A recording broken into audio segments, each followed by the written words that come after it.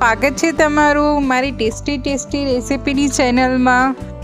આજે આપણે જે રેસીપી બનાવવાના છે એનું મેઇન ઇન્ગ્રેડિયન્ટ દૂધ છે, એટલે કે મિલ્ક, અને એમાંથી આપણે એક સબ્જી બનાવવાના છે। એકદમ ટેસ્ટી, ઇઝી અને ટેમ્પટિંગ છે।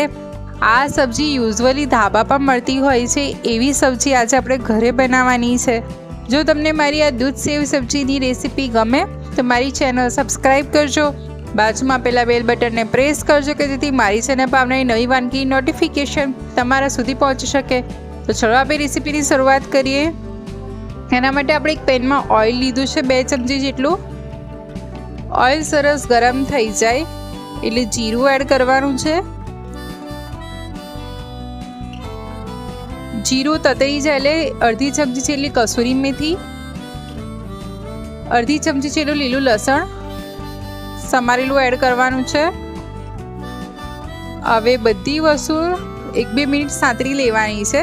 ત્યારબાદ 2 મોટી ચમચી ઝીણા સમારેલા લીલા મરચાં એડ કરવાના છે અને 1-2 મિનિટ એને સ્ટર કરી લઈએ। હવે એમાં ડુંગળી ઝીણી સમારેલી એડ કરવાની છે। હવે ડુંગળી, લીલા મરચાં, લસણ ને બધાની કચાશ નીકળી જાય ત્યાં સુધી તેલમાં એને સ્ટર કરતું રહેવાનું છે। ડુંગળી આપણે પિંક શેડ આવે ત્યાં સુધી એને સ્ટર કરવાની છે।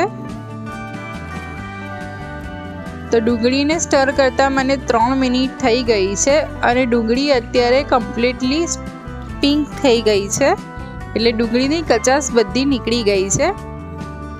હવે આપણે એમાં જેટલી ડુંગળી લીધી હોય એનાથી અડધું ટામેટું લેવાનું છે, એટલે ઝીણું સમારેલું ટામેટું એડ કરી લઈએ।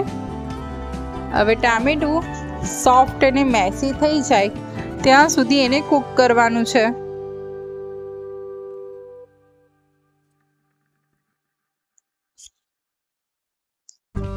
આપણે જોઈ શકીએ છીએ કે 2 મિનિટ પછી આપણા ટામેટા સરસ એવા સોફ્ટ થઈ ગયા છે। તો હવે એમાં હળદર, લાલ મરચું, ધાણા જીરું, કિચન કિંગ મસાલો એડ કરી બધા મસાલા અને ડુંગળી ટામેટાને તેલમાં 1-2 મિનિટ સ્ટર કરી લેવાના છે કે જેથી મસાલાની કચાશ ના રહી જાય। હવે એમાં થોડુંક જ મીઠું એડ કરશું, કારણ કે રતલામી સેવમાં બી મીઠું આવશે, એટલે ડુંગળી અને ટામેટા ભાગનું મીઠું એડ કરી અને સરસ મિક્સ કરી લેવાનું છે। હવે 1 બાઉલ રતલામી સેવ લેવાની છે।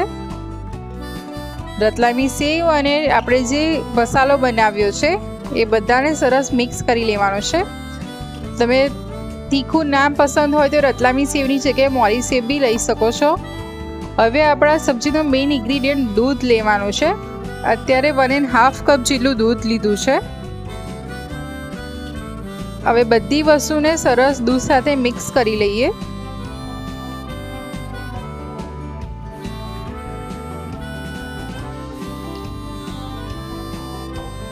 હવે 1-2 મિનિટ સબ્જીને કૂક થવા દઈશું કે જેથી થોડી સેવ સોફ્ટ થઈ અને મસાલા સાથે ભળી શકે।